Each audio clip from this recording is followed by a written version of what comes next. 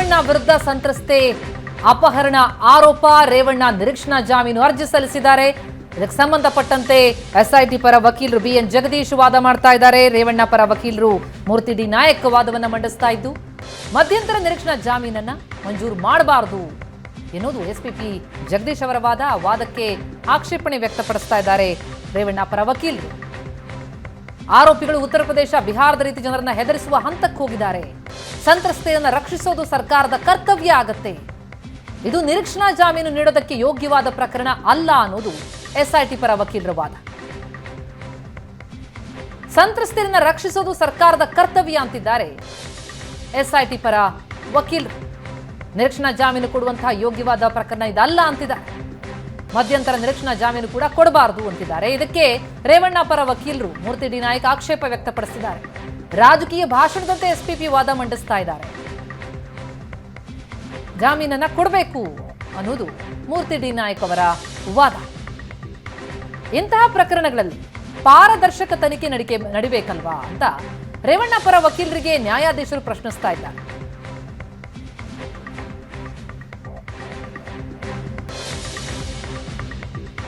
ಇನ್ಕ್ಯಾಮ್ ಇನ್ವೆಸ್ಟಿಗೇಷನ್ಗೆ ಆಕ್ಷೇಪವನ್ನು ವ್ಯಕ್ತಪಡಿಸಿದ್ರು ರೇವಣ್ಣ ಪರ ವಕೀಲರು. ಹಾಗಾಗಿ ನ್ಯಾಯಾಧೀಶರು ಅದನ್ನ ಪ್ರಶ್ನಿಸ್ತಾ ಇದ್ದಾರೆ.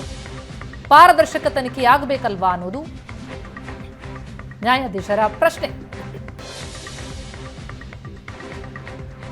ಸಂತ್ರಸ್ತೆ ಅಪಹರಣ ಆರೋಪ ಪ್ರಕರಣಕ್ಕೆ ಸಂಬಂಧಪಟ್ಟಂತೆ ನಿರೀಕ್ಷಣಾ ಜಾಮೀನು ಅರ್ಜಿಯ ವಿಚಾರಣೆ ಇದೆ.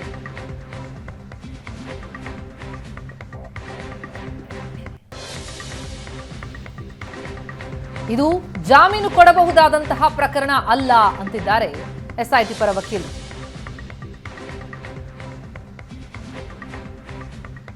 ಬೇಲ್ ಕೊಟ್ರೆ ದೂರುದಾರರ ಮೇಲೆ ಪ್ರಭಾವ ಬೀರಬಹುದು, ಪ್ರಭಾವಿ ವ್ಯಕ್ತಿ. ಇದು ಎಸ್ಐಟಿ ಪರ ವಕೀಲರ ವಾದ. ಇದಕ್ಕೆ ರೇವಣ್ಣ ಪರ ವಕೀಲರಿಗೆ ನ್ಯಾಯಾಧೀಶರು ಕೆಲ ಪ್ರಶ್ನೆಗಳನ್ನು ಕೇಳ್ತಿದ್ದಾರೆ. ಲೋಕಸಭಾ ಚುನಾವಣೆ ನಡೀತಾ ಇದೆ. ಪ್ರಜ್ವಲ್ ರೇವಣ್ಣ ವೀಸಾ ರದ್ದತಿಗೆ ಸಿಎಂ ಪತ್ರ ಬರೆದಿದ್ದಾರೆ. ಇಂತಹ ಪ್ರಕರಣಗಳಲ್ಲಿ ಪಾರದರ್ಶಕ ತನಿಖೆ ನಡಿಬೇಕಲ್ವಾ ಅಂತ. ಮಧ್ಯಂತರ ನಿರೀಕ್ಷಣಾ ಜಾಮೀನು ಕೂಡ ಮಂಜೂರು ಮಾಡಬಾರದು ಅಂತ ಎಸ್ಪಿಪಿ ಜಗದೀಶ್ ವಾದ ಮಾಡಿದ್ರು. ಆ ವಾದಕ್ಕೆ ರೇವಣ್ಣ ಪರ ವಕೀಲರು ಆಕ್ಷೇಪ ವ್ಯಕ್ತಪಡಿಸಿದ್ದಾರೆ. ರಾಜಕೀಯ ಭಾಷಣದಂತೆ ಎಸ್ಪಿಪಿ ವಾದ ಮಾಡ್ತಿದ್ದಾರೆ ಅಂತ ರೇವಣ್ಣ ಪರ ವಕೀಲರು ಆಕ್ಷೇಪಿಸಿದ್ದಾರೆ.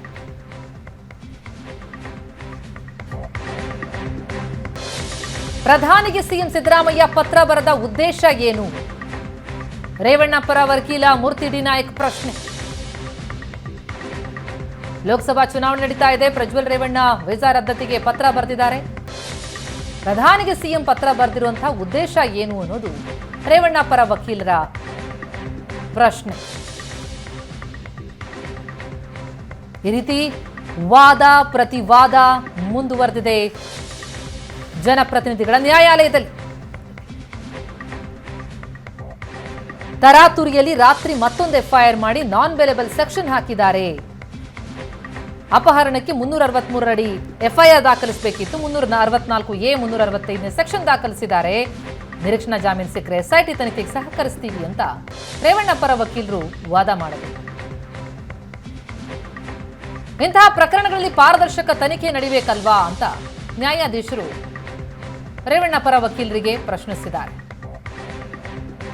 ಪ್ರಧಾನಿಗೆ ಸಿಎಂ ಪತ್ರ ಬರೆಯೋ ಉದ್ದೇಶ ಏನು? ಲೋಕಸಭಾ ಚುನಾವಣೆ ನಡೀತಾ ಇದೆ.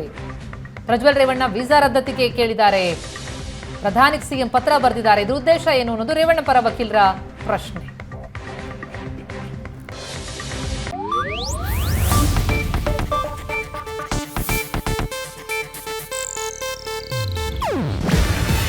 ಇದು ಏಷ್ಯಾನೆಟ್ ನ್ಯೂಸ್ ನೆಟ್ವರ್ಕ್ ಪ್ರಸ್ತುತಿ.